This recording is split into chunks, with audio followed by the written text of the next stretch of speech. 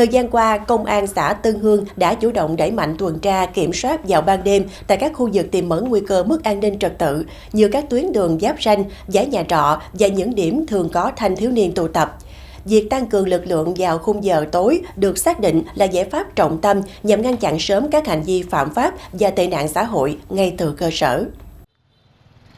Quá trình tuần tra, các tổ công tác không chỉ kiểm tra xử lý vi phạm mà còn kết hợp tuyên truyền để người dân nâng cao cảnh giác, tạo sự đồng thuận và tham gia tích cực vào phong trào toàn dân bảo vệ an ninh Tổ quốc. Đây được xem là yếu tố then chốt giúp hình thành vành đai an ninh tại địa phương.